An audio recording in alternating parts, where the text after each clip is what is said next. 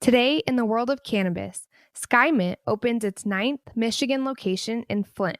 A New Jersey Senate committee approved a cannabis legalization bill, and the two largest Canadian cannabis companies officially close on a merger. It's Friday, December 18th, and this is your TRICHOMES Morning Buzz. Broadcasting live from the TRICHOMES.com studios in Southern California, it's time for your Morning Buzz. We bring you late-breaking news that keeps you up to date with what's happening in the cannabis industry.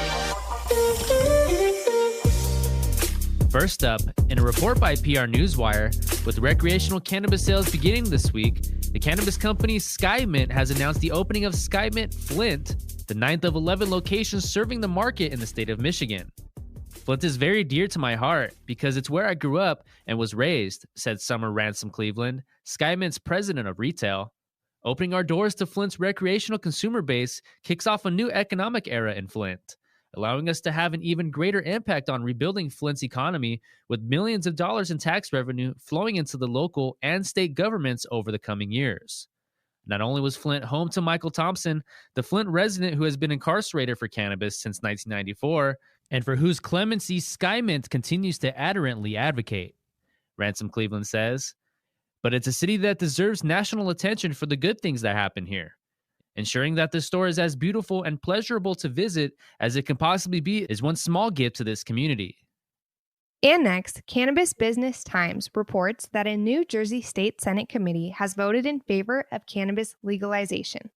The bill, A21, includes proposals to reinvest 100% of cultivator excess tax and 70% sales tax into aiding communities disproportionately affected by the war on drugs, the majority of which are Black and Brown communities. The bill would also implement a licensing cap to only 37 cultivator licenses within the first 24 months of the bill taking effect. It's worth noting that the bill does not address criminal record expungement nor random workplace drug testing limitations.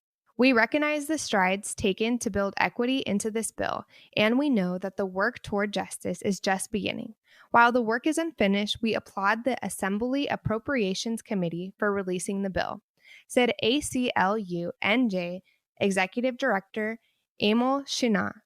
We will work just as intently for regulations and future legislation that get us closer to an inclusive, equitable industry and justice for communities of colors across the state. Last up, in a report by BusinessWire, Aphria and Tilray have announced a merger to become the largest cannabis company worldwide. We are bringing together two world-class companies that share a culture of innovation, brand development, and cultivation to enhance our Canadian, U.S., and international scale, said Erin D. Simon, current Aphria CEO and soon-to-be CEO of the merged company. Our highly complementary businesses create a combined company with a leading branded product portfolio, including the most comprehensive Cannabis 2.0 product offerings for patients and consumers, along with significant synergies across operations in Canada, Europe, and the United States. According to a press release, the implied pro forma equity value of the combined company is approximately $5 billion Canadian. That was today's Buzz. Thanks for listening. For more cannabis news and insights from industry professionals and a place to discuss these stories and others, visit trichomes.com.